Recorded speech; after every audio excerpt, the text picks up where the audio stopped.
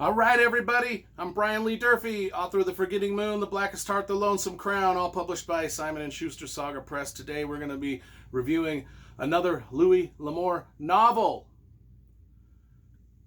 Kiowa Trail. That's right, this came out in 1964.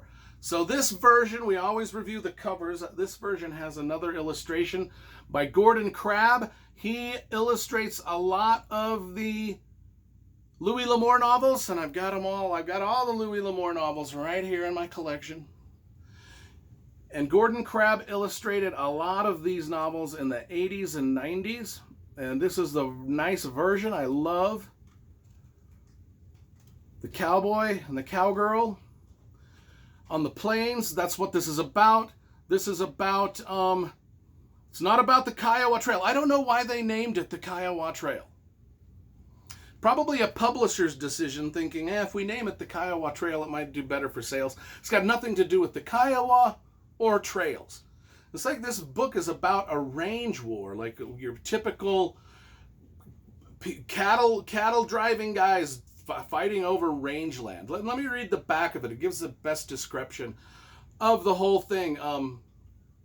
So Con Drury knew the rules. His kind were good enough to fight and die driving cattle through Comanche country, but he and the hard-bitten Texas men he rode with weren't welcome on the respectable side of town. He tried to explain that to young Tom Lundy, who had fallen in love with the daughter of one of the town's most powerful men. Lundy didn't understand and soon lay dead.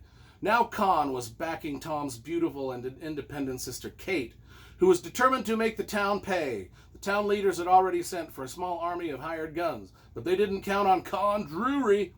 Educated in England, raised by Apaches, and a veteran of the Civil War, Con would need all his cunning and courage to save the woman he loved. And even that might not be enough. So anyway, this is about just a town and cattle ranchers fighting against each other over women. You know, you wouldn't be able to tell that by the title. But anyway, one of the things about this book is it's got your typical, fantastic, great Louis L'Amour prose. And there's a couple lines in here that I just think are super duper. So the Comanches sang, this is a great line. The Comanches sang their death songs in the hollow light of the moon. I mean, isn't that just beautiful? You know what? I even read it wrong. I read it wrong and it was still beautiful. Let me read it the right way and it'll be even better. The Comanches sang their death songs in the light of a hollow moon.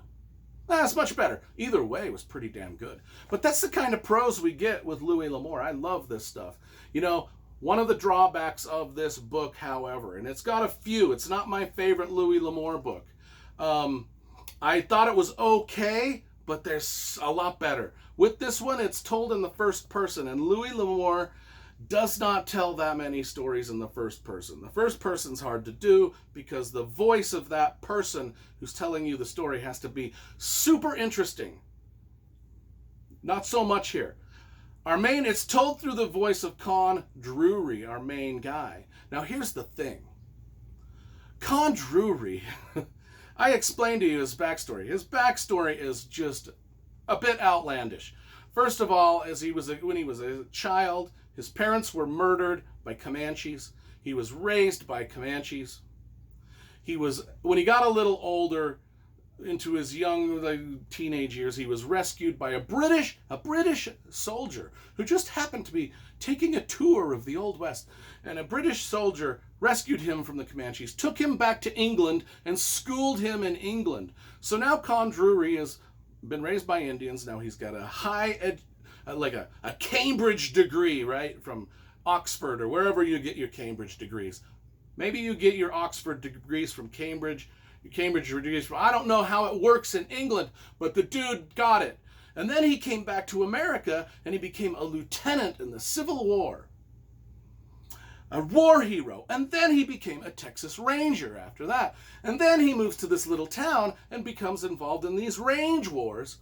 I mean, it's just like, what else can the guy do I mean, he did everything in life. I mean, what else could he do? Is he an Uber driver on the side too? I mean, oh my gosh. I mean, what's going on? This guy has got it all.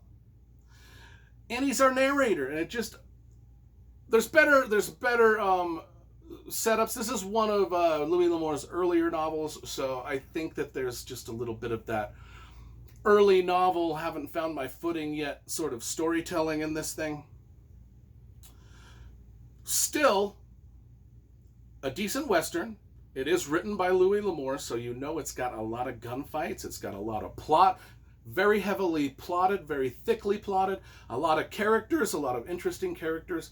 Probably our main character being the least interesting, even though he's done such magnificent things in his life. But anyway, Kiowa Trail, I will give it a 6.5 out of 10. I mean, it's a decent novel, maybe slightly better than decent novel. I just didn't like the first person narration. Beyond that, it's got all of the great trappings of a Louis L'Amour book. Has nothing to do with the Kiowa or trails. I don't know what they should have named it, but anyway, it's named what it's named.